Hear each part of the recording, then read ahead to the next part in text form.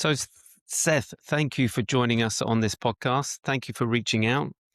And as always, with my guests, my first question is, where are you on your life journey at this present? Oh, hey, Stefan. I thought it was an easier one. I'm in Chicago. I No, where slap in the face. where am I at this moment in my life journey? Well, I'll try and give the short answer. I'm happy to expand, but Well, if you give me the short answer and I feel that you're holding back, then I will get you to expand. well, I mean, you and I talked really briefly. I reached out to you because I enjoyed your podcast, and I'm at a point in my life in a bit of a transition. I've been a therapist, practicing.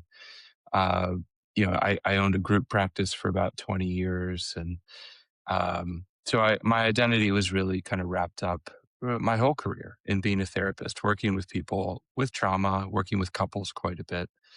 Um, Thinking of myself more as a healer, and then a series of events.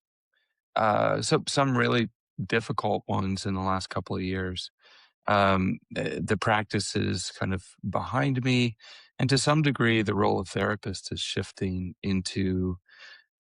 I'll use a word I don't care for a whole lot because it's been co-opted by, as a friend of mine said, LinkedIn culture.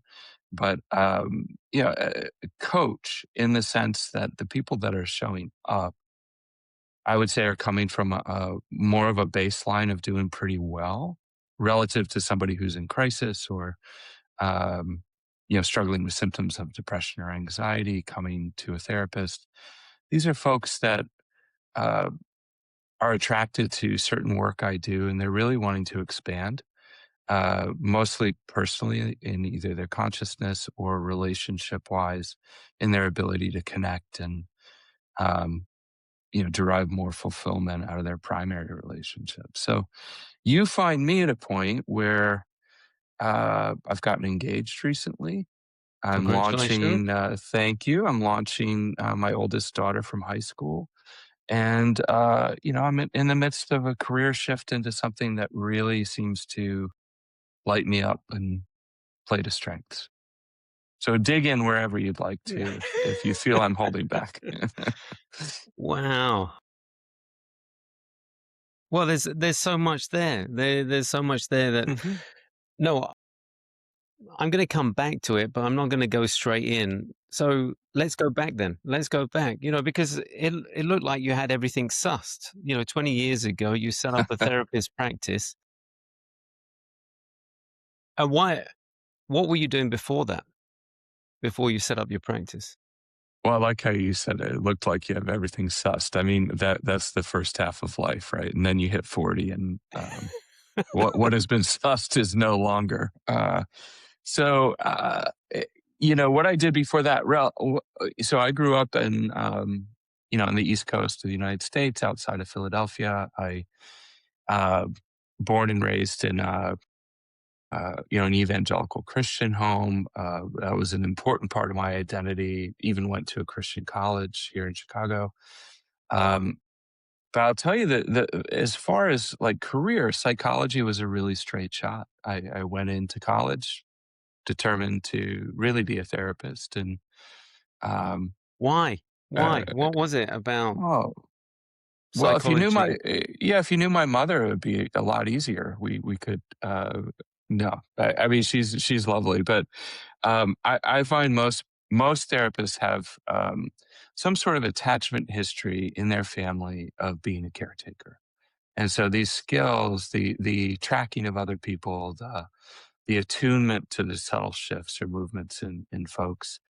And then on top of that, the sense that, oh, somehow I'm going to be valued, I'm going to be praised, or I'm going to be important, and therefore I'm going to keep this person in my life. That sort of reinforcement's been set up before you get into the field a lot of times. Right. Otherwise, why the hell would you choose that as a vocation? So I would say for me, there was a kind of born to do this quality of this is just really what I felt I wanted to do. So it was, straight to grad school and straight into the field of mental health. And And by the time I was 30, I'd opened my own practice with, a dear friend and business partner, and, it Well, just kinda went okay, from there. let me stop you there. Why Mhm. why didn't you set practice up yourself? Why did you feel that it was necessary to have a partner? Oh, what a great question. Yeah. Hey, no, because Um, I've been there, done that, when going into a partnership and you think that's the right thing to do, and then, yeah, yeah. you learn from Well, that. I mean, I think I can trace in my autobiography a real theme of being too alone and not really feeling like there's enough self or enough structure inside of me to manage things. And then, that shows up. I mean, I don't like the phrase codependence. It's very pathologizing. I think um, we are born to regulate in relationships. I mean, this is a big part of the underpinnings of what I do is attachment theory. And just to kind of weave in biography with how I think, which is kind of what I do. Uh, Attachment theory just has it's pretty basic. It's our ability to bond with people is our primary survival mechanism. Far and away. There's nothing that's even close uh, in second place. We don't come out of the womb, attaching to a breast. We come out attaching to a person. And we really need that person to be attached to us and to be emotionally bonded to us. Otherwise, um, we've got probably a 0% chance or slightly better of surviving if nobody really feels compelled in their bodies to respond to our needs. So I come out of when I think about, well, why did I make the relational decisions I made? Why did I choose partners the way I chose them? It's tempting from a shame place to look at it as a deficit, and I think culturally, in kind of general Western pop psych ideas have been that there's a kind of, premium on self-reliance and self-regulation and bootstrap kind of mentality. So it's easy to feel ashamed about not being able to do things or, Mhm. needing to be with someone. So, that started early for me. I'm sure there were dynamics like that, with my parents. And then there kind of, there are repetitions of these cycles of getting involved in a relationship probably earlier than I was ready for, 13, 14. There's certain developmental things that all of us are working on at that age: identity, separation, individuation. Um, I skipped some steps. I really liked being in a relationship, and I seemed to do better when I was in a relationship. I got married really early, to a woman I met when I was 21 and was married at 23. Wow. Not uncommon in evangelical subculture to Mhm. move quickly there. And it was a really good decision for the guy I was. I would say we escorted each other through all the tasks of the 20s and 30s, career, starting a family, very close relationship. And I think I looked for a similar thing when I started the enterprise of a business. I looked for somebody that I felt really safe and trusted deeply. And we had a real brotherly bond. We loved music. We loved sports. We loved psychoanalysis and depth oriented theory. We love philosophy. Um, so in one theory, we'd call it twinship, that Mhm. we all need, and to some degree, we need twinship in our lives. We need people that mirror us in certain ways. We also need people ahead of us. We call that idealization. Like life's pretty scary if you don't have somebody above you that looks like they know what they're doing. Um, and the other one would be we all need mirroring. We all need somebody that reflects back who we are. We don't really know ourselves alone in a closet meditating. We know ourselves in relationship. Mm. So I feel like I was extremely blessed until I wasn't, and that the story shifts. Well, As Yeah, before you go there, yeah. and wow, you took me on a journey, and I wasn't expecting that. I thought you would just tell me about this partnership in the business, but you took me before that and how you're Mhm. always needed or looking for that kind of partnership. Um, and thank you for that. Um, but with business, that's kind of a different kettle of fish in a way in regards to, you might have this bond, you might have this understanding, you might have the same interest, but business, there's things that, y- especially when you start your own business, you're learning because you might be in the field that you love to do, but then there's that whole spectrum of running a business. So, how did you guys figure out where your strengths and your weaknesses were running a business? Because obviously you were good at what you did, but Right. it's that whole Yeah. building a business. And how did you support each other, and how did you find out, well, you look after this, I'll look after this side of the business, etc., etc.? Yeah, in a rather slapstick fashion, I would say. Well, I'm glad you said that. Uh, well, I think you picked up on something really important. If somebody listening is, an entrepreneur, in my field, if you choose to go the route of starting a practice, you're starting a second vocation.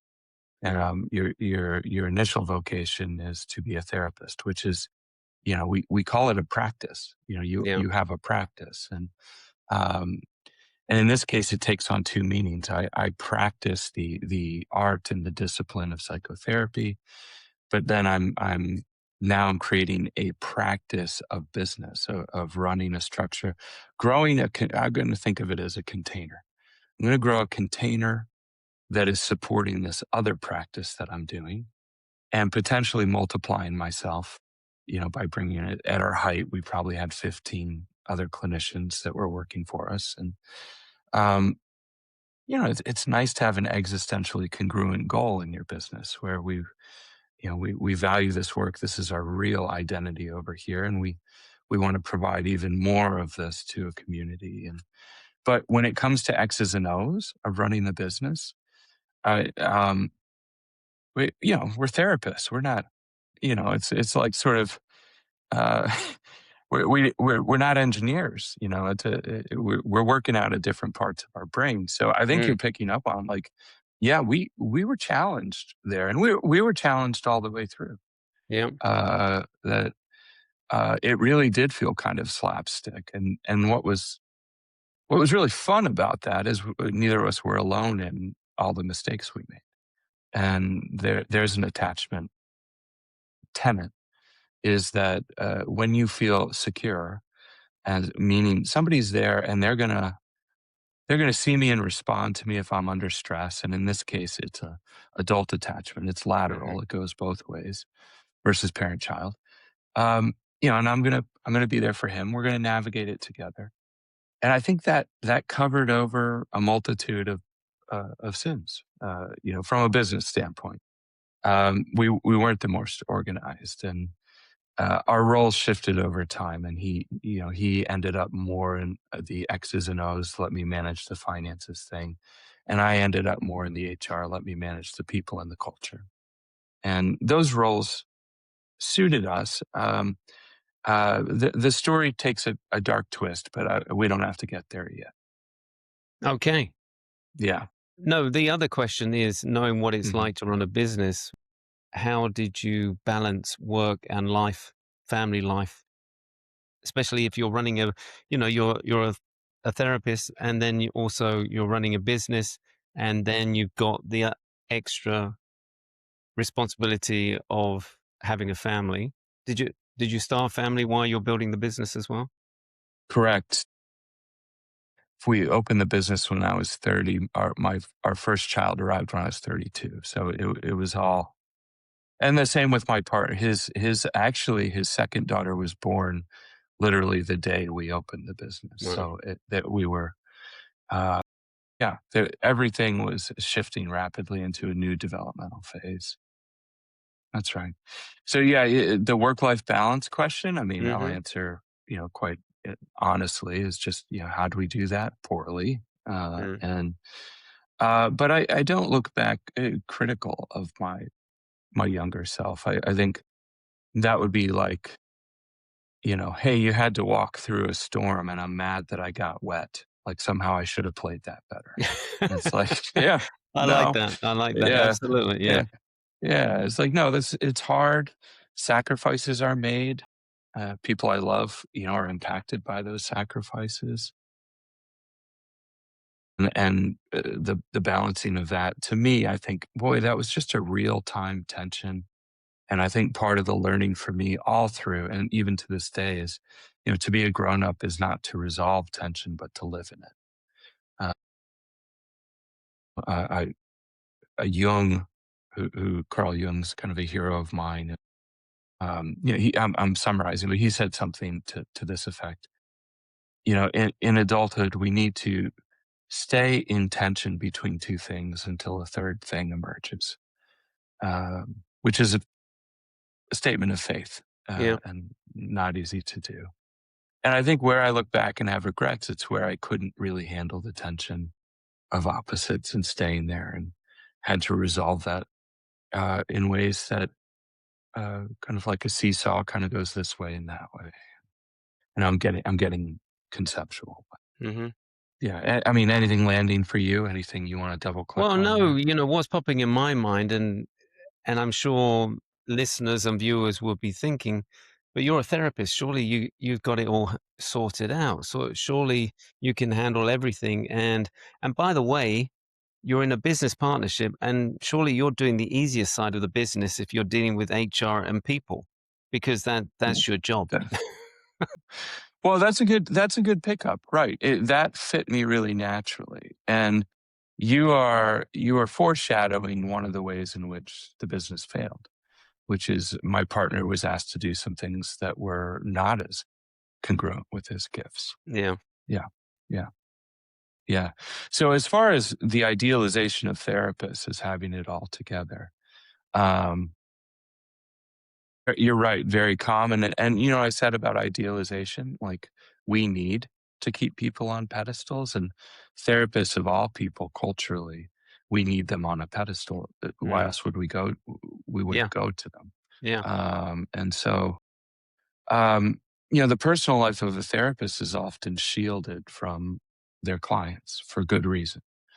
And My story involves ways in which those boundaries collapsed. Hence, I'm here with you being very open.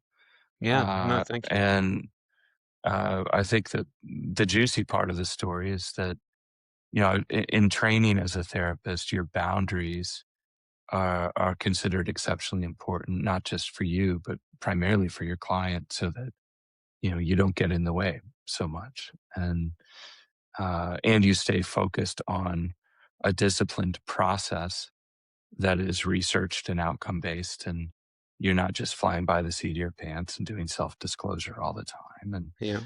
And you need to be aware of ethics. Mm. um, you're in a powerful soup when you're sitting with someone over time, and keeping boundaries keeps them safe.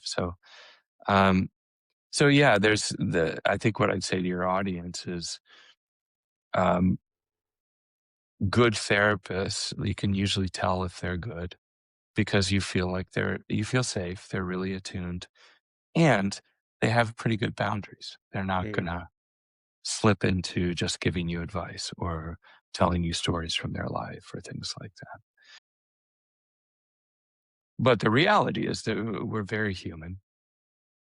And actually, there's a bit of a stereotype about therapists being the worst clients, that we, because we think we have it figured out, Mm. we have an extra layer of complexity on our problems, because all the problems of being human we have. Yeah. Um, but we suffer that idea of we shouldn't because we studied human behavior. Yeah. Makes us a pain in the ass to help. I can imagine. I'm just Hmm. curious, when you started the business, did you have any goal or vision of where this business Yeah. would go? Yeah. Great. That's a great question. We did. At this time, and so just for reference, this is 2006, so 20 years ago. And there are certain things in the States with healthcare where, it's third party payers. You're you're having to work with insurance companies, Okay, okay. um, and at that point, insurance companies were kind of going back and forth a bit between controlling kind of how many sessions you'd get to see a client. They called it managed care. Um, and then pretty soon there was an act in Congress that was passed that said, no, you have to treat therapy like you treat medicine. Insurance companies can't be just dictating how many Yeah, sessions you get, and yeah, that needs to be a clinical decision. Um, so we were right there, and the vision was, okay, let's create a practice, and based on this model of working with insurance, and let's bring on clinicians, and we're going to focus on growing good therapists. That was our business model. It's what we were really good at, and the relational skills, the creating of a space where therapists could really um, get to know their craft and themselves, and we kind of put those things on the same level. Like these are both equally important. We're not here just to be clinicians. To be a good clinician, you really have to practice what you preach, and so unlike some other practices, we forced our folks to meet, for an hour a week or sometimes for 2 hours every 2 weeks, and as a group for support and for being together, and then also we would provide one-on-one supervision. It was a model that worked really well. And go ahead. no, I'm just sorry to interrupt, but had you experienced practices before you started your own practice? So you knew kind of what you liked and what you didn't like and what you wanted to implement in your own practice? Correct. Yeah. Very common track in my field would be you'd work. First, you work in public health because back then, not so much now, but back then, it would take 2 years to be fully licensed. And in the meantime, you'd usually work for more of a government organization or community mental health, more social work kind of gigs. And then if you really felt called to specifically to the therapy world, you'd hop into somebody else's practice, and you're giving them quite a bit of your fees, but they're helping you build your caseload and they're mentoring you. Um, and that was the trade off. You'd stay, if you're really good, you'd stay 3 to 5 years, and then you might, Mhm. there's a lot of incentive financially to go on your own if you feel confident that you can do it. Um, and that was part of having a partner. It made that jump a lot Mhm. less stressful.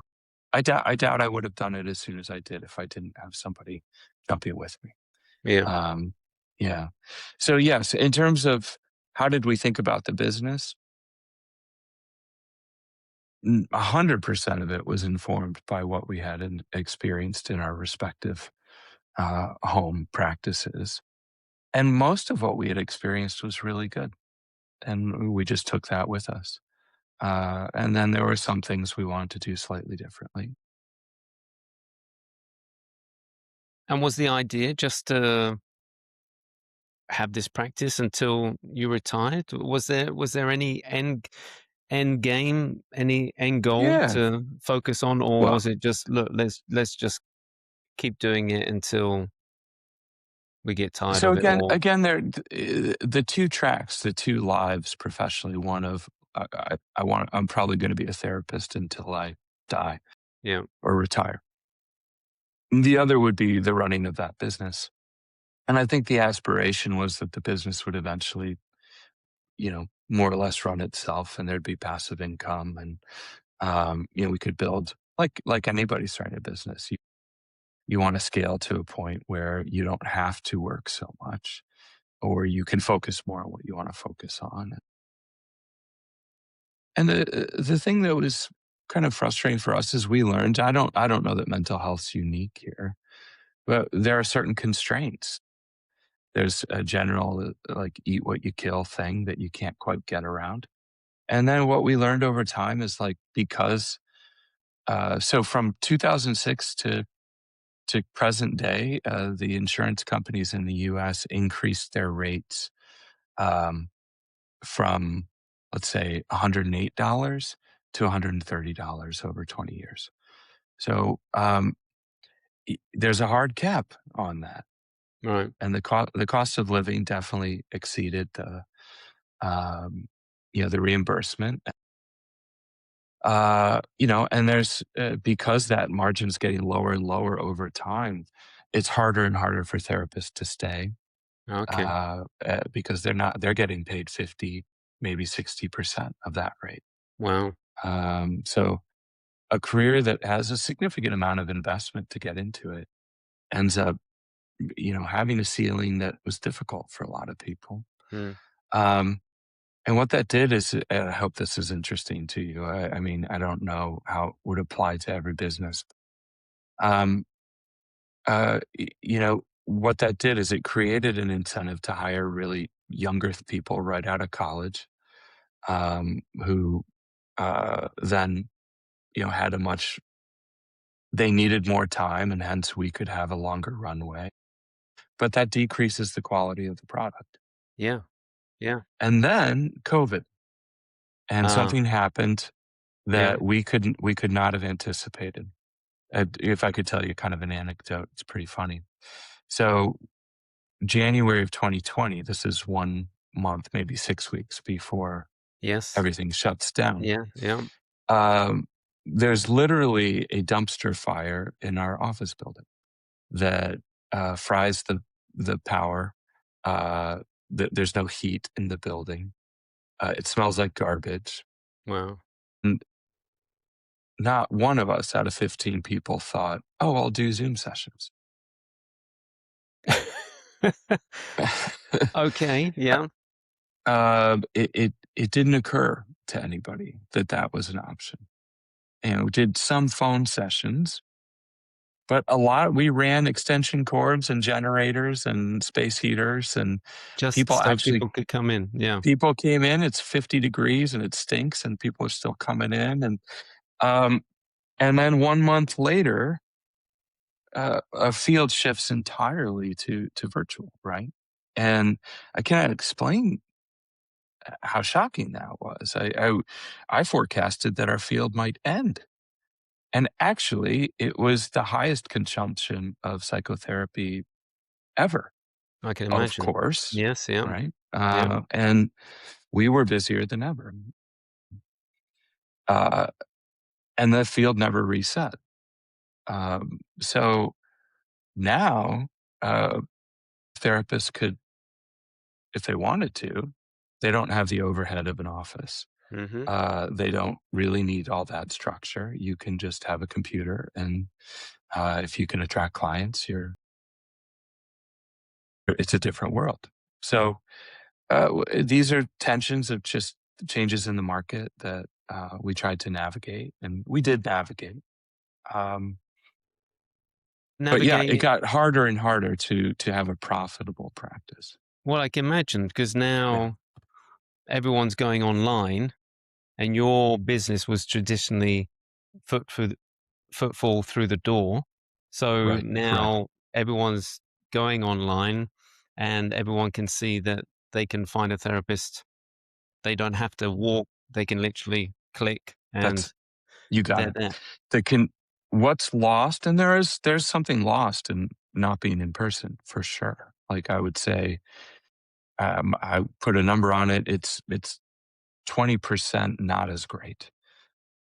Well, And lean into that. Tell us why. sure. Why do you say that? Well, I mean, when you have two actual physical bodies in a space, due to the nature of the endeavor of therapy, you're checking in with a lot of signals. You're Mm, looking at a lot. What's the data in the room right now? What's going on in your body? What's happening in my body? The style of work I do is much more in the present moment. Um, so the power of our attachment systems, our wiredness for connection. What's lost when you're not in a room with somebody? There's a lot of stuff that just isn't getting sparked the same way. My initial thought was, "Oh, that sucks. Something's really lost." mhm. As it is with most things, there's also something gained a little bit. Now, the obvious thing is convenience. Turns out cutting down that commute to and from the office saves people on average an hour a day. That's a pretty big deal. So everyone else is now used to sitting doing this most of their days. So those incentives alone were enough to shift it. And the other thing, though, is when you don't have two bodies in the room, for some folks, that actually is a little easier to get to some of the things they need to get to. Mm. They're not as stimulated. Things don't get as provoked. And I had some clients that where we'd be stuck for months on kind of the same issue. And we Right. switched to Zoom, and all of a sudden they're ready to just come right at me with what they've been holding and not able to talk about. And because they felt boundaries, they felt safer. Yeah. I didn't expect that. Is it the boundaries of you're Yeah. on the other side of the screen, and Yeah. also I feel safe because I'm in my own home. I'm in my own Yeah. room. I mean, and we're not talking really on a psychological level.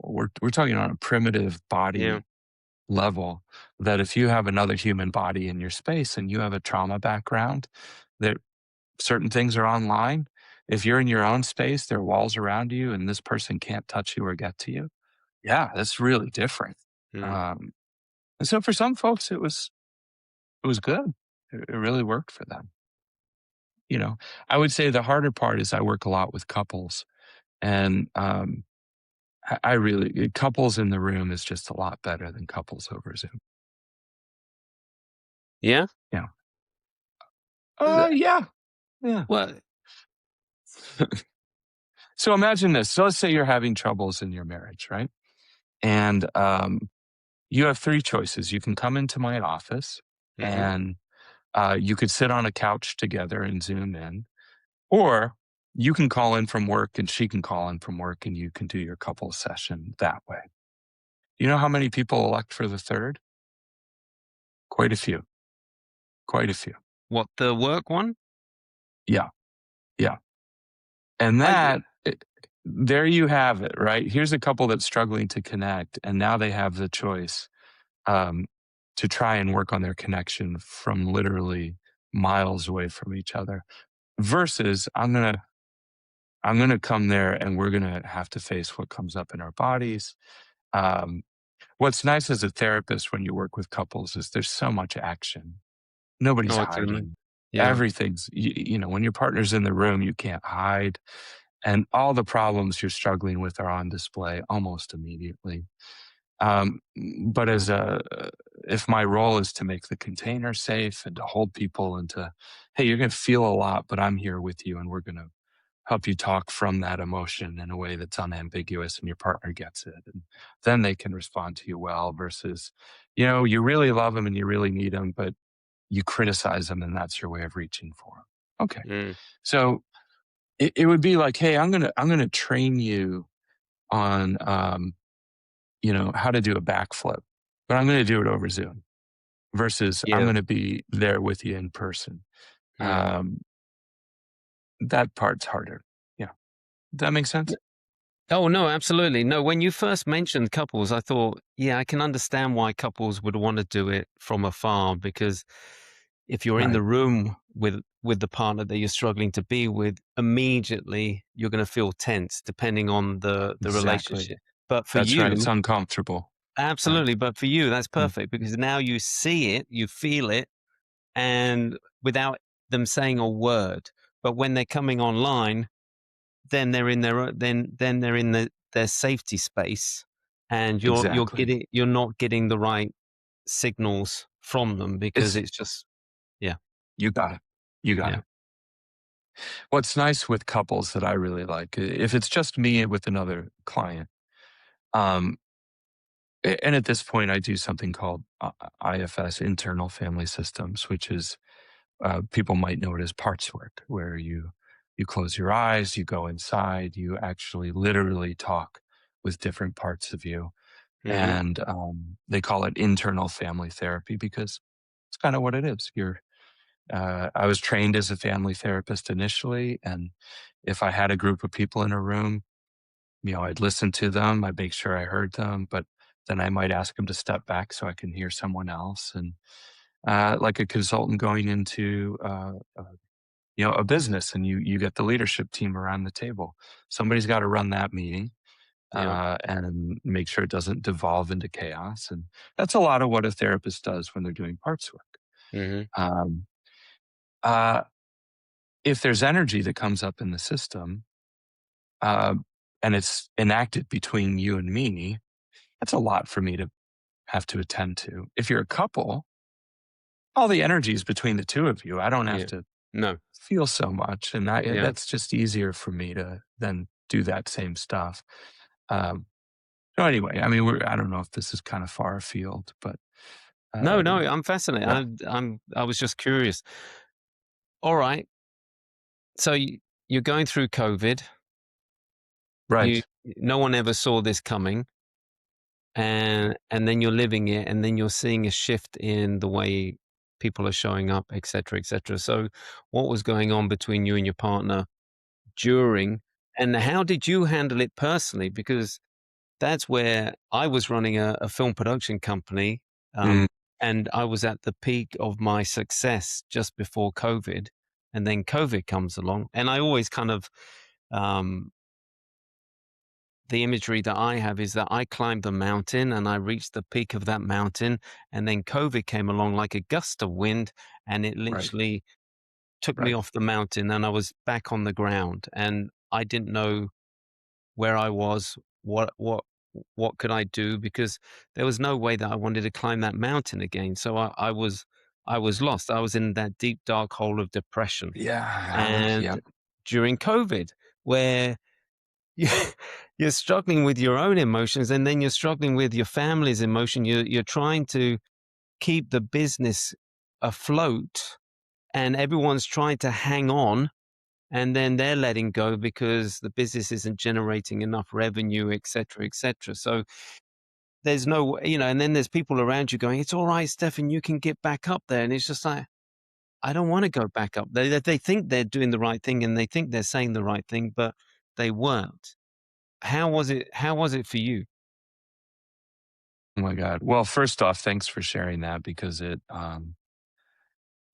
brings it back in a different way to hear your story, and helps me remember.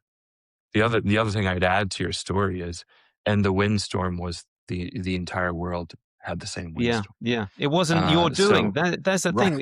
In right, business, generally, right, business fail based on right. your Yeah, inability to. right. You read it wrong, you make a mistake, Absolutely, right, right, right, right. This was a catastrophe, right? And so you not only have your own personal catastrophe, but there's a culture, and it's in the air, of complete crisis and unpredictability.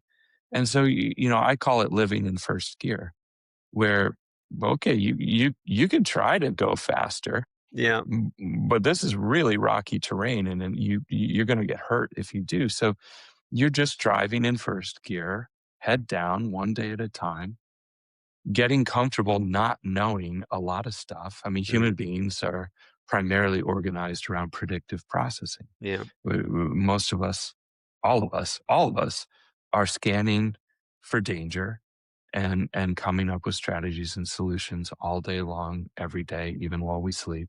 That's our wiring. yeah, Um, so COVID really fucked with that. I mean, so for me, I think if I could tell the story, and it's a valuable story for folks that have dealt with depression, um, or just in midlife, because storms come in mm, midlife, inevitably. That's why the midlife crisis is a cliche for a reason. mm, So my story would be this: when I turned 40, and I've been in therapy since I was 20. I came to see it as, this is just something I need to do for myself and professionally. It's important that I keep doing this. And it's another practice what I preach kind of thing. So yeah, I've been doing deep work and attending to my psyche and trying to figure it out forever, probably compulsively and in some ways in an unhealthy way. But um, And then something happened. My own storm came in the form of a really, and as a therapist, I'd say legit severe clinical depression with a lot of suicidal ideation, inability to get out of bed, um, got on medication, moved up to seeing a therapist twice a week, got another therapist who did body work, like touch therapy and somatic work, which is a trauma treatment. Um, and my marriage began to unravel at the same time, which led to by the when I left the house, not and by the way, I was asked to leave the house because I just would never have done it. Um, I was working half time. I was canceling sessions quite a bit. It was dark. I really thought I might be losing my career at the same time as losing my family. And this created something for me professionally. We started our conversation about boundaries. And like just about all of us in the first half of life, our ego is really behind the steering wheel. It's Absolutely. our image of who we want to be or who we should be really leads the way. And we're not terribly aware that that's not actually our true self. And although I will not glorify depression, I refuse to say it was a good thing. There was a consequence that was pretty profound, which is it essentially handcuffed all those personas for me. And I had to show up as a therapist, and I had to make a choice. I probably look like shit. I'm canceling on people. Um, I might be even like tuning out during sessions. Should I be honest about what's going on?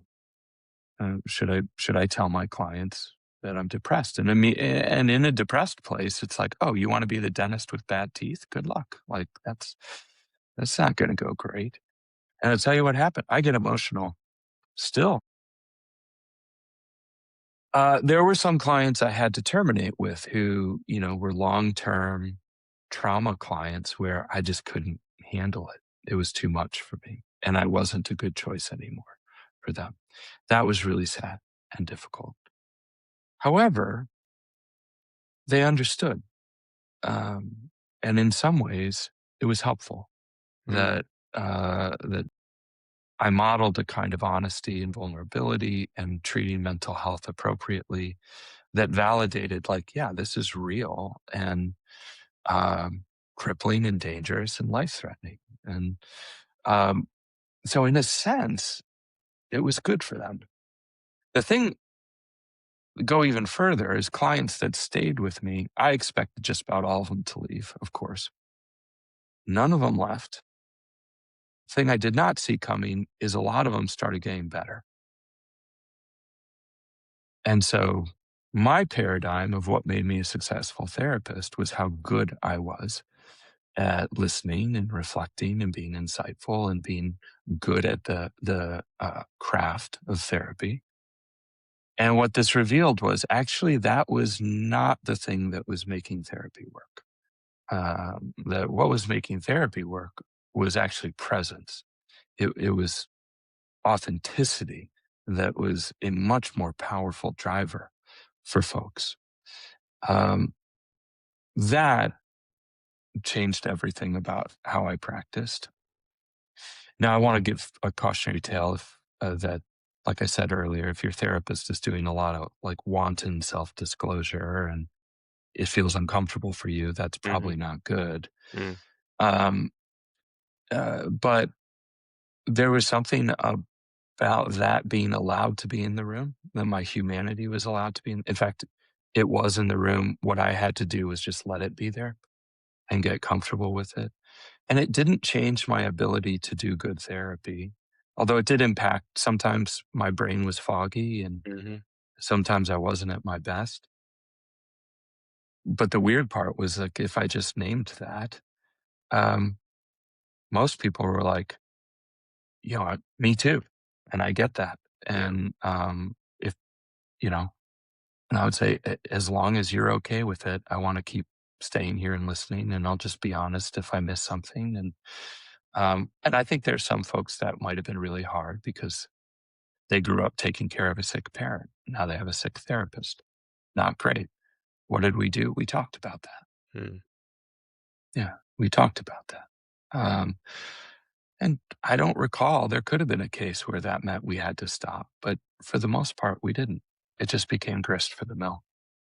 So as I was pretty debilitated and I was in deep, deep grief about losing the life I had with my children and um, everything that goes along with divorce. And uh, that was 2017. So there are a few years there. I call them liminal years. I don't know if you know the phrase liminality, but um, the Latin word limen is means threshold or doorway. So think of it, maybe even a hallway would be a better analogy. You're not in the room you used to be in, and you're not in the room where you're headed. Hmm. You're somewhere in between in this space. Yeah, go ahead. Uh, One, I just want to thank you for being open, honest, and vulnerable, and letting us walk beside you during that journey. Um, but and there was two things that popped up for me was you said I don't want to glorify depression, but I've been there twice, and the first one was going through a divorce and with Yeah, two children, right. and Same. but when I reflect back on what it's like in depression, I always feel like you're in a vacuum. And when I look at it, it's just like it's life basically saying, you know, the life journey that you were on, that ain't gonna be your journey anymore. And I'm gonna pull you through this vacuum, and you are gonna, like you said, the two rooms.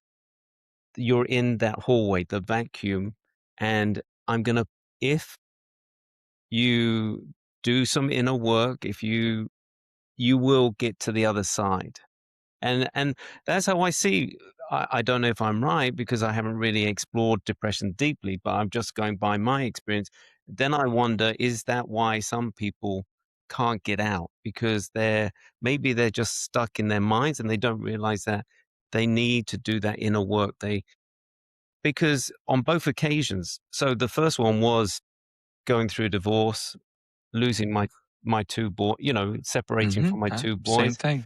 Right. I wouldn't wish it on anyone. Mm-mm. And but I got through there. I got out the other side. And as you say, ego was still there. But this life journey was like the programming that I had from my parents. It was everything that I had learned from my parent, the autopilot, I call it, that I was following kind of their journey about when I got married about the same time that my dad got married. He was about Mhm. 28. Mhm. Mhm. And, I have two children. And then when all of this happened, I look at pictures. I looked like my dad. I put on weight. I acted Mhm. like my dad. I sounded Mhm. like my dad, but I didn't realize that at the time. And Right. then when all of this happened, it was just like, then I'm in that deep, dark hole of depression. And then it's just like something inside me said, yeah, you thought life was like that. You thought that was the way life should be, just the blueprint that your parents did, etc., etc. Well, that ain't going to be the case. You are going to have a completely different life, and you have to handle it in a different way. You have to find yourself. It's not who you thought, well, I'm just going to be my dad. I'm just going to subconsciously. So then you come out the other side. And then literally I'm deciding, okay, I've been working. I was working in broadcast at the time. Then I decided, okay, I've got to leave because I don't want to end up like these old guys retiring. They're just at a bum on the seat. I don't want that. I want to have more control of my life. So I want, like my dad, he was in the banking industry. He ended up retiring in the same industry.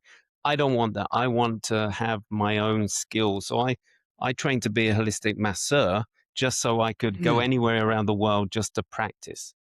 And that led me to, well, I met my second wife while I was in the process of leaving, I was training her, and then she was an angel. She was there to support me as I, started this new journey. But then the new journey, ego took over, and it was just like I always wanted to run my own business. And it was just like someone gave me the light bulb moment, and I ended up setting up a production company. I wasn't interested in production, but ego was like, no, here's an opportunity. I'm going to run the business. I'm going to prove everyone wrong that I'm going to have a successful business. I'm going to be well known in for production, and I achieved that. But my heart was working in the background, but which I didn't really appreciate because I was literally creating a space for people to be the best version that they could be Mm, in this industry. I really wasn't interested, but I created a company where they could show up, enjoy what mhm, they, their art, their creativity, and that just literally spoke volumes within this region, within this country, just because there was a company where people enjoyed showing up to work, enjoying what they did, and that created creativity and energy just was felt.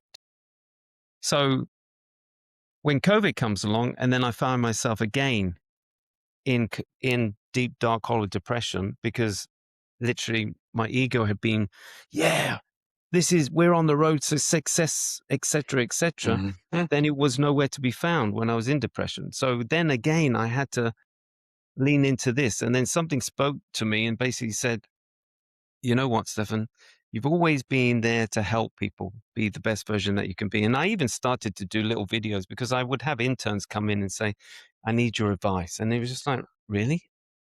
mm, You're really stressed out about this? This is nothing.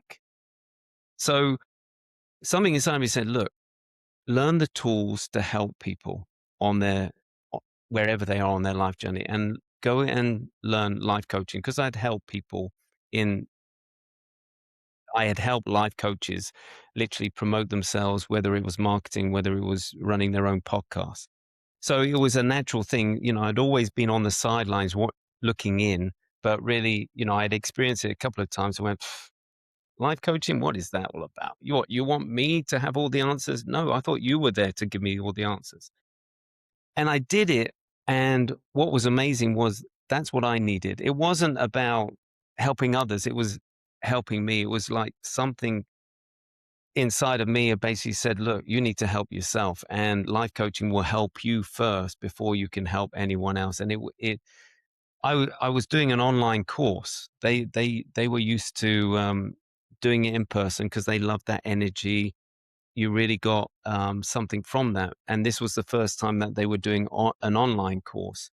But you did feel it. You did feel the energy, and I was in a room full of 19 women, and I was the only guy there, mm, and I was the only person that cried twice. It was like mm, something because I got coached twice within the 8-week course, so 8 intensive days of training there.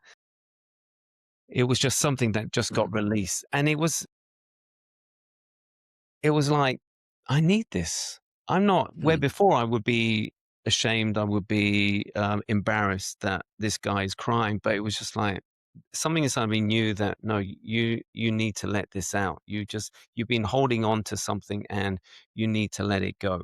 And it was amazing. And from that day on, I knew that this was it. This was what I needed to do for the rest of my life because it was just amazing. It was just like, and you probably felt it as well, is the fact that when your heart and your head are working together, that whole energy. I spoke to another coach previously on a podcast, and he said, yeah, you're in that flow state where you mhm, have literally got your ego, you've got your personality out of the way, and you've allowed the energy just to flow through you. And mhm, that's where you mhm, are. And it was just like, wow, I I could do this 24/7. I could do this in my sleep. I just love what I do and how it affects everyone else. And I love the second part is the when you were talking about authenticity, how because I've been coached by other coaches who just go through the motions, and it just feels so cold. It just feels like, all right, they're asking the right questions, but there's nothing behind it. There's not. It's like you could be talking to a robot. There's no emotion. It yeah, yeah. I can't explain it, but it's just like I'd rather to be talking to a screen or like an AI person because that's Mhm. all I'm getting from you. But then when you sit with someone that's lived life and is authentic and there's real feeling and meaning behind the question, as if they know what you've experienced, they know the journey that you've been on, and you feel that they're there just to catch you if you fall, sort of thing. And that is much more. Yeah. And that's Yeah. what I feel I bring with my clients. It's just like, I'm not just there to ask you questions. I'm not there just to go through the motion. I'm there. I will give you energy. I will, take your energy. We will literally bring that energy together. So you will feel it. You will feel the energy behind the questions. I mean, yes. Well, so tell me, are we at a hard stop right now, or do we have a little No, more no, time? no. There's never a hard Okay. stop on these. Okay, great. Yes. Great, great, great. Yeah, so, thank you for sharing, and, I guess I'd like to, I mean, I have questions for you, but I'd like to piggyback on some things that you Bring said. it on, Seth. Bring it on, Seth. Come on. Okay, okay. So a couple of things. First off, I want to acknowledge something, and I'm afforded, a certain view, even though a lot of people I work with, are pretty privileged. The reality is, you and I are fortunate that we could arrive through all of that at a point where we experience congruence, like head, heart lined up. Something, the privilege of being in a vocation where it feels like something's coming through me. Mhm. Not not everybody's experience. In No, fact, not most people's. no. So I do want to say for the folks who might be listening, like, we are kind of the lucky ones to go through that darkness. Now, it's not that it's not possible, but I'll tell you, there's something, the way you said it made me think, I might phrase it a little differently. There was still like this, in the way you said it, it was like, no, I have to do and fill in the blank. I was doing it this way, but depression kind of yanks me out into this vacuum, and wake up in a hallway, and I don't know who I am. I don't know where I'm going. So what do I have to do? I have to work on myself. I have to look at myself. But then the ego keeps going. It's like, Mhm. somehow I'm starting a production company. Okay. Close. I'm getting closer.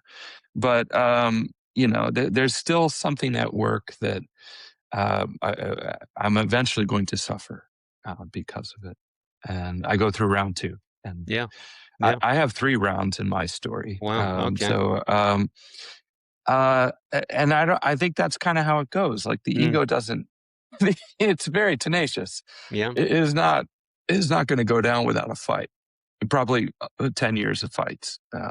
And so I would say, so let me, if I could tell you the second crisis, um, in my hallway of, okay, I'm not in a position of being a father to my kids every day. Mhm. That was primarily what oriented me. I'm struggling at work. I'm just trying to hang on. I'm not the therapist I used to be. Um, I was married from 23, and remember the guy who needs to be in a relationship. Yeah. Yeah. Okay. Like, I do not know how to be alone at all. And I am living in a one bedroom apartment, and um, I'm having suicidal thoughts. I'm not functioning well. I'm drinking more than I should be. I'm smoking pot more than I should be, and I'm on the apps immediately, Mhm. looking for relationships, looking for connection. And so, kind of a wild reliving of adolescence, like the cliche, kind of the dude who never did his 20s because he needs to go out and do them. And which is a lot of fun. And I have to say, learned a lot about who I actually was. You know, I think I said earlier, we know ourselves in relationship to others. And, you know, even to go on a date with a stranger who I'm never going to see again because it's not a great fit, I came to experience it as an invaluable learning experience. Like, who am I when I'm in this situation? What do I reveal? What questions do I ask? Who am I with this other nervous system? And I just got to study myself a Mm, bit. Yeah, I also kind of went down the tubes. I think there was a need coming from an evangelical background.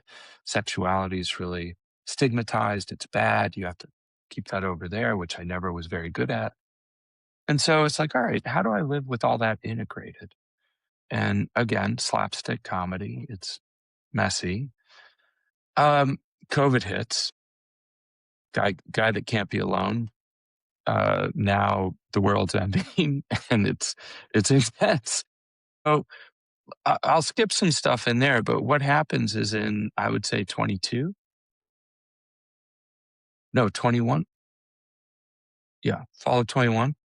I wave a white flag. So there are three white flags. The first one is depression. And mhm, it basically forced me to my knees and said, I absolutely cannot function by myself. I'm at risk of losing my life. I need medicine. I need help. I can't do this. So there's the ego getting defeated the first time. yeah, The next time is I look around my life, and there's a phrase I like with addiction, and it is called reciprocal narrowing, which is cumbersome as a phrase. But basically, it's like the more you focus on this, my precious thing that's giving you, feeding you, the narrower your focus gets. And mhm, pretty soon, it's just, whew, it's just addiction just brings you into this tight little loop. And I waved a white flag and said, I need to enter recovery. And I won't go into the details of like how the addiction manifested because it was complex. There are a lot of different things. But in recovery, I learned kind of the next step of the ego kind of letting go, which was, you know, the very first step of most programs is you're powerless, right? mm, Um, but the second step is, and there's something that can save you. Now, I'm not a religious person. I don't believe specifically in a deity. Um, but what does that mean?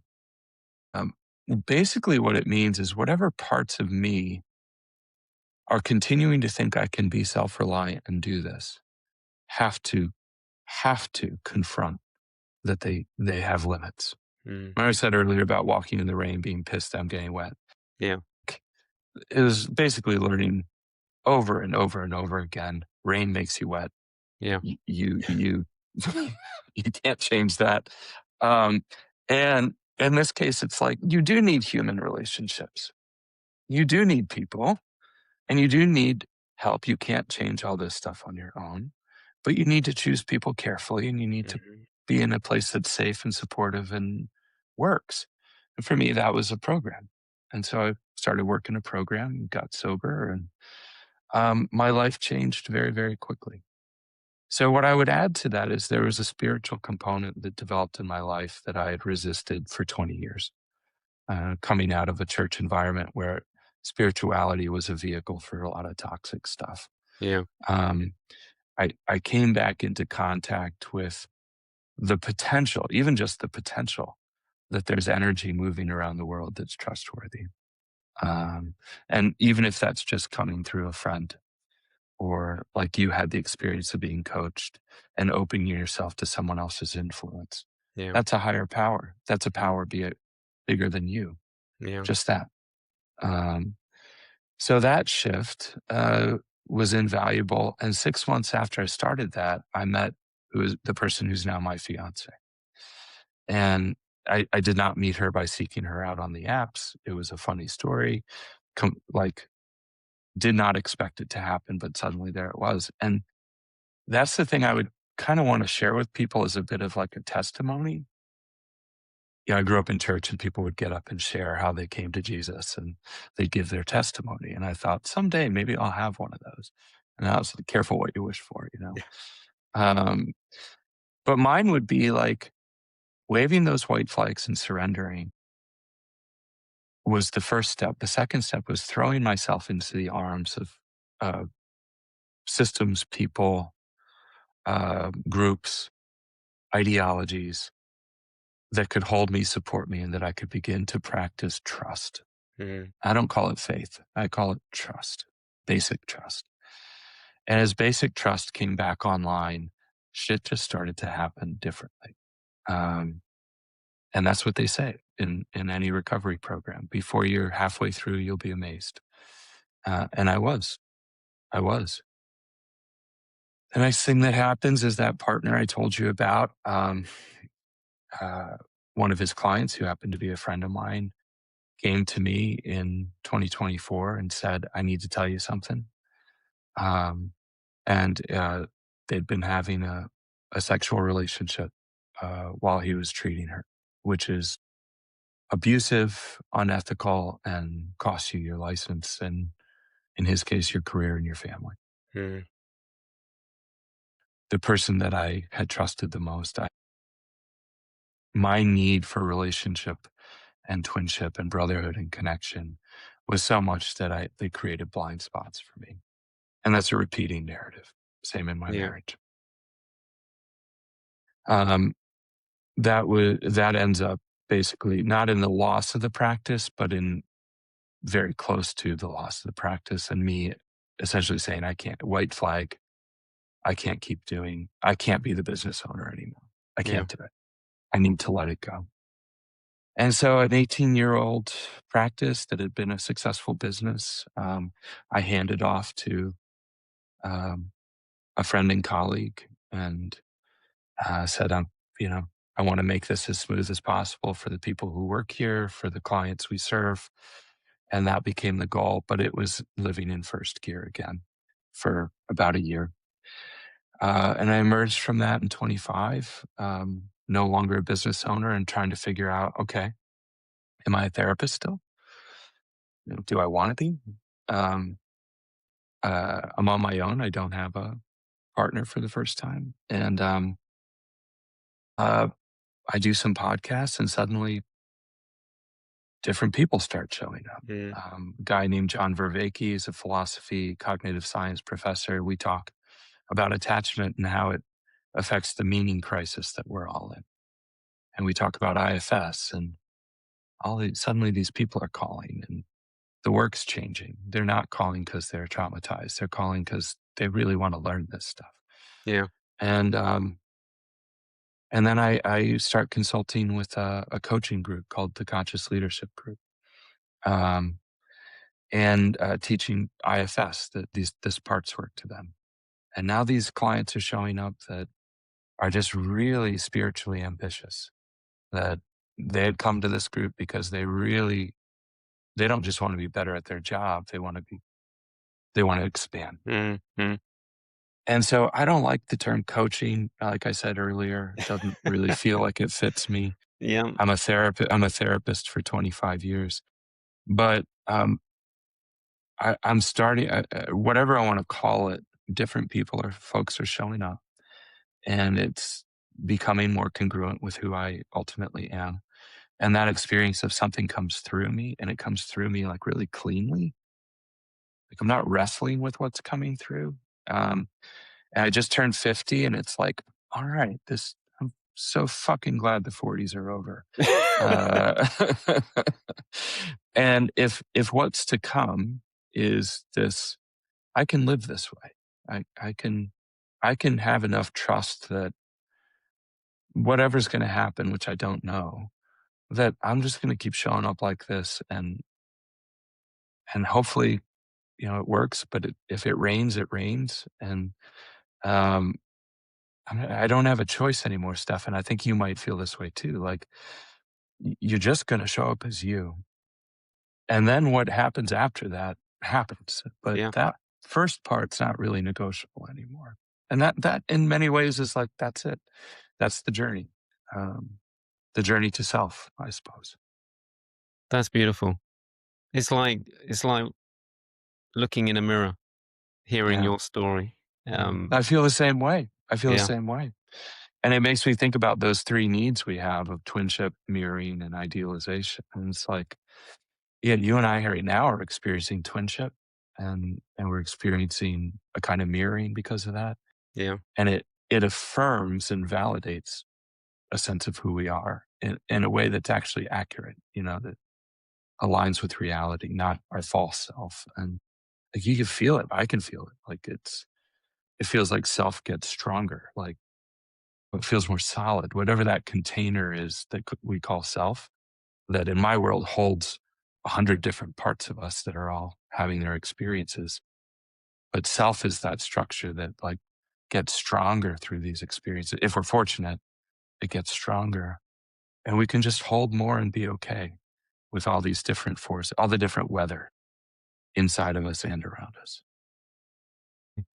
No, I love what you just said about just showing up because that's been my journey. Anytime Hmm. that I've tried to force something, something inside of me go, nope, isn't that's the old you that you or the ego pops up and it's just like, oh yeah, look, there's an opportunity, let's go. And it's just like, no, it feels really uncomfortable.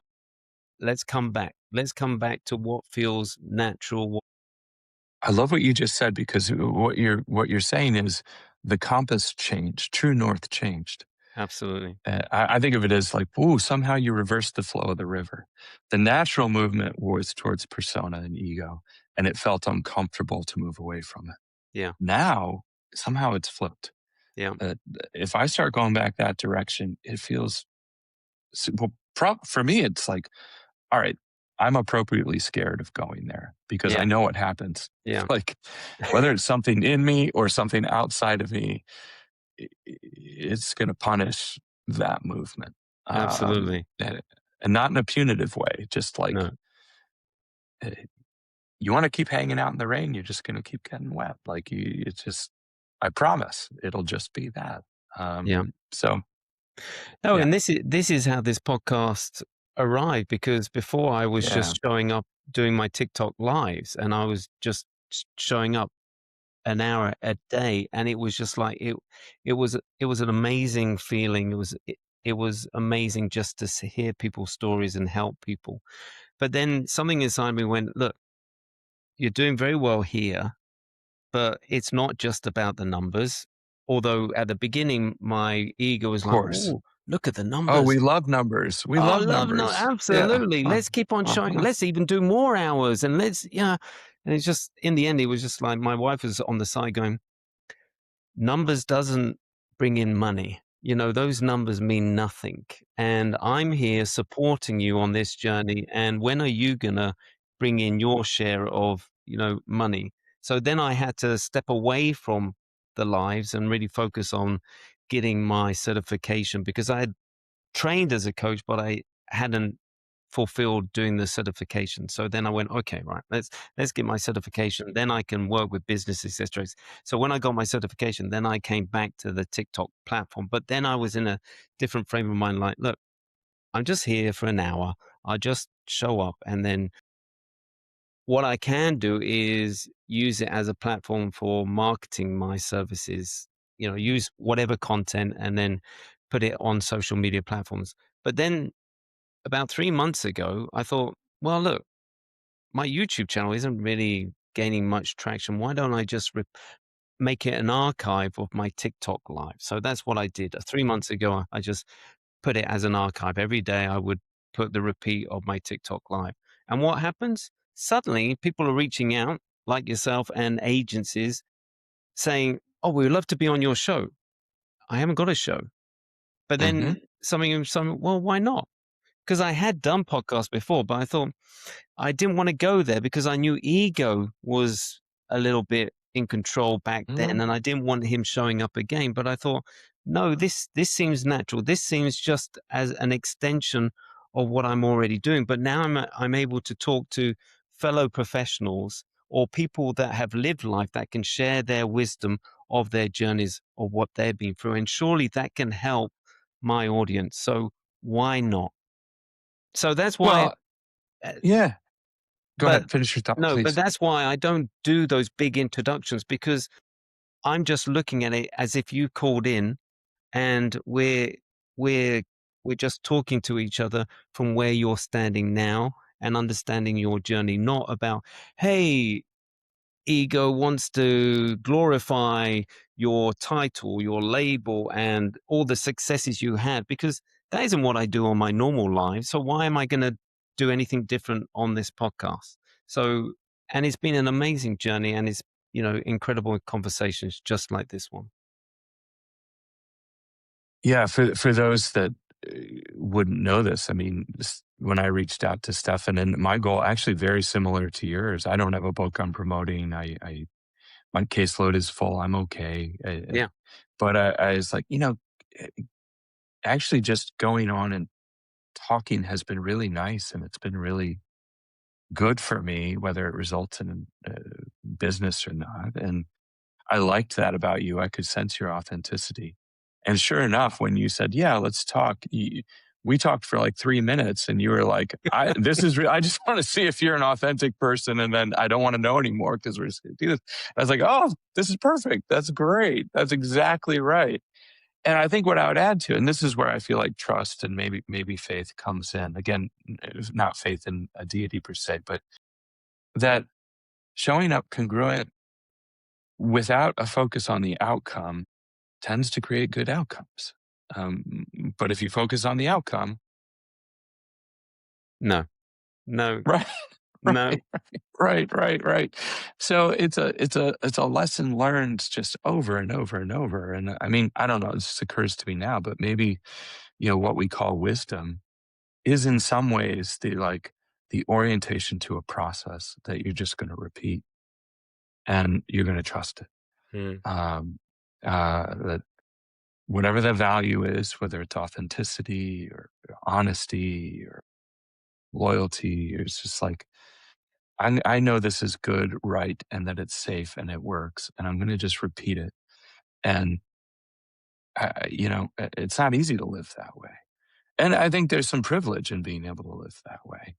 There's a roof over my head. I have money coming in. I have a partner. My kids are healthy. Like, there aren't any major storms right now. But I think going through major storms and finding out, like when you live in first gear, how do you want to orient? mm, Like the last crisis, what I really took away from it was, okay, everything I've learned has to be put into practice. yeah. What's your value? Okay, my value is a soft landing. My value is the people around me and trying to make this. Why? Well, because ultimately it's like that was the value of the practice, is to create this container that helps people be themselves and do their work. We're just going to keep doing that. Even though I'm realizing I can't keep being that container, we're going to do that. Um, I don't know what's going to happen. We were pretty convinced, uh, you know, we realized after my partner left that the books were a mess and we were in debt. Oh, well. And okay, what are we going to do? Uh, we're just going to put our head down and we're just going to do this. And, it, you know, it's weird to say it worked out, but it worked out um, in ways I had not anticipated. Mm, So, every time crisis comes and you have a chance to live according to your values rather than where you think it's going to end up, this can get really reinforced in a powerful way. I think I come out a wiser, more confident person. But also, part of the wisdom was, I mean, I hit April last, well, I don't know when that was, a year ago, and thought, okay, business is handed off.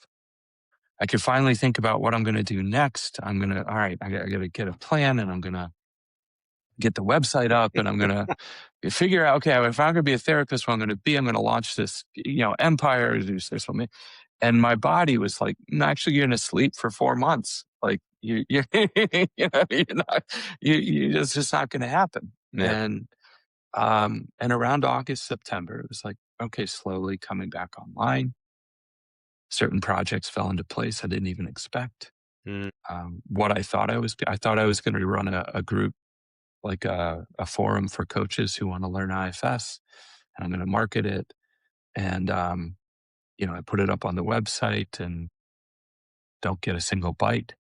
But I mention it to, uh, you know, these people that my partner works with, my fiance, and they're like, "Would you just come do that for us? Would you put it on hold there and just do it here?" And I was like, I didn't want to mention that it wasn't actually happening over here,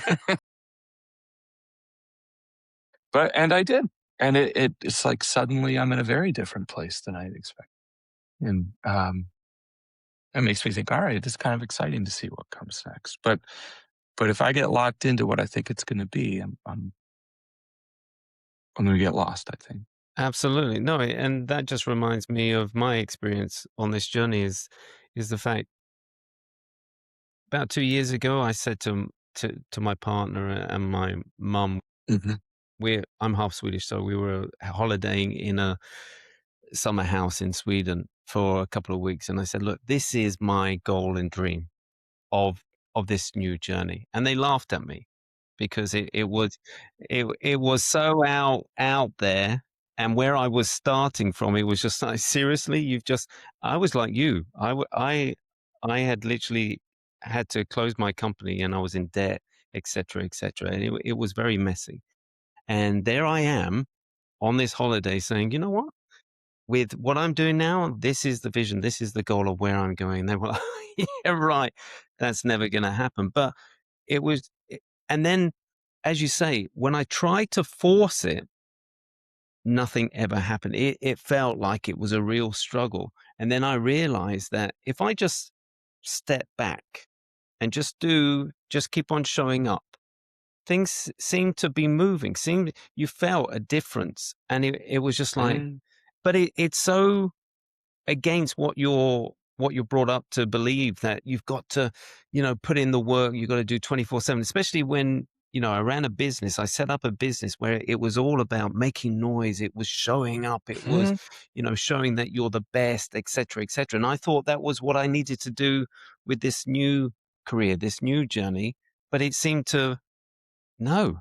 And also, when I came into the marketplace, everyone else is doing the same. Everyone's making the same noise. And it's just like, well, how can anyone differentiate me yeah. between all the others that are showing up and saying the same thing? So then I realized that I just have to show up as me. You see me as me. And I experiment and not that I experimented, but I let myself go. So if you look at all the videos that I used to do at the beginning on my TikTok, I've got a beard down here. My hair is a mess, and I'm just saying what's coming up inside of me while I'm walking the dogs. Because I just thought, no, I'm not. It's not all about image or anything like that. It's about what's coming up here that I'm expressing, and that just it was that was humbling for me because it was just like, I'm sorry, this is me. This is, you know, I'm not gonna entertain. I'm not gonna make sure my hair's all done and I'm, all crisp and et cetera, et cetera. And I'm not worried about what I'm gonna say because I trust whatever I need to say is from here. And there is no intention of manipulating or because that's what the old me was like when I was showing up for business meeting. It was like, right, what's the angle? How can I, you know, change the conversation, et cetera, et cetera. Can I comment on that? Because, Absolutely. let's say there's somebody who's 27 and they're listening to this conversation, Yes. which that one person who's 27 listening to this That's right. conversation, That's right. You've seen my numbers. Absolutely. that if you're in that, we'll call the first half of life, I really want to be careful. Because we're talking about ego here as a real dangerous thing. It is absolutely a necessary thing. Yeah. And it is a good thing and you need it and it's okay. Absolutely. Uh, Yes. and the problem is it has a shelf life.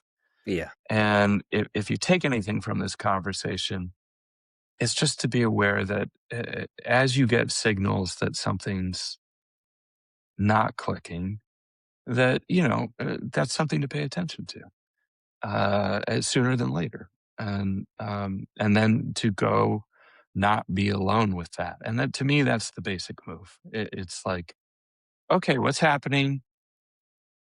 All right, don't be alone with it. Go talk to somebody.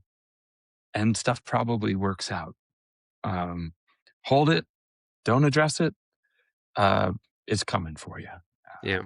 Yeah, and what it just turns the volume up over time till you have no choice. And Yes.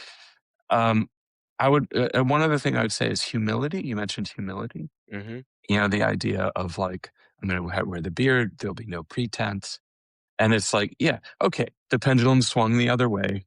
You know, your hygiene slipped. You know, they're like, is that a virtue? Yeah. Well, yes, it moves you towards humility, which isn't not humiliation. It's seeing things more clearly and recognizing you're not at the center. Mm. And that perspectival reorientation is like extremely valuable. Um, and, but there was one other thing I wanted to say, Stefan, and it's kind of eluding me. I mean, mostly I feel gratitude right now, and um, yeah, let me just leave it at that. I'm grateful for this. I could feel a part of me wanting to like put a bow on it. It's like, well, that would be ironic if I tried to dress this up in some ways. No. Yeah, I'll kick it over to you. Well, let's leave it there. I'm not gonna ask, how it looks moving forward because you've already kind of revealed that. And, I just wanna thank you for, again, showing us where you're at, taking us on that personal journey, which was real, raw, open and honest and vulnerable. So thank you. Really thank you. I think this is one of the most deepest conversations I've had. So I Mm, really appreciate it. And as I said, it feels like it's a mirror. It feels like, mhm. here's someone that's actually walked and talked the same kind of journey as I have. So I know how that has, I'm I'm nearly crying now because it just it brings up emotions. So thank you, thank you, thank you, thank you. And look, keep in touch. And Would like that. Would it'd like be that. it'd be Happy to do part 2 or part 3 or that's what I was either gonna on camera say. or off. Yeah, Absolutely. mhm. Let's do part two, part three. 'Cause I Absolutely. wanna put a question on the table for you that maybe we someday we come back to. Okay. I have a here's why I'm uncomfortable with the word coach. I think most of coaching is about strengthening the ego, generally, historically, Okay. how it's done. How do we get more awareness, more power, more efficacy, and more driven and more goal directed and more achievement and better, better, better, optimize, optimize, perform? You and I just detailed how that is very risky Mm. um, to do. Not so much at certain stages. So I would like to at some point come around with you because I don't know what to call uh, what we're doing. So No, I I hear. actually was talking to Claude about it, and Claude couldn't come up with a No. word for what we're doing. So I'd Yeah. be curious about your thoughts. No, I love that because I've spent 2 years grappling. I hated life coach. I hated it Hmm. because when you meet people, oh yeah, I know someone who's a life coach. Oh yeah, no, it's just like, oh, it just feels like Yeah, you're in the mass of yeah. everyone who's saying that they're a life coach. And then, I'm coming up with executive coach or this or that. And then I feel uncomfortable calling myself that because really that isn't what I feel like I'm doing. And in the end, I decided, well, I'm a life coach and mentor because I'm giving you the humility. I'm walking beside you. And in the end, I came up with we're using chat. I said, we came up with the name Life Decoder and Coach because I'm like a detective. I go in there, I look at the journey that you've been on, where you're at now, and what we can use to help you moving forward, but from your heart and your head rather than just the head, because a lot of the time the head is leading the way. It creates all these issues, but it's programmed, it's designed the best way to keep a roof over your head, food on the table, and money in your pocket. But Hmm.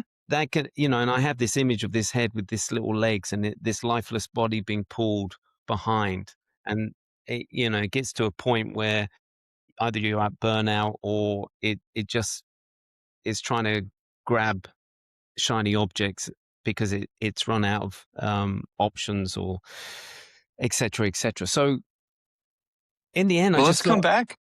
Let's so, come back to that. hold on, yeah, Go but wait, finish wait, it. wait. Yeah, But finish it. Finish it. in the end, I thought, fuck it, life coach.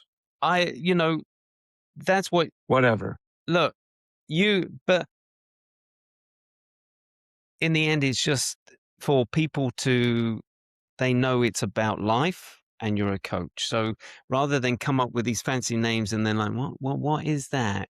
I've never heard of that, but you might have heard about a life coach, but you wouldn't have had to experience a life coach like me. So, and that's why I show up. It's just like, it's simple. It's like jam.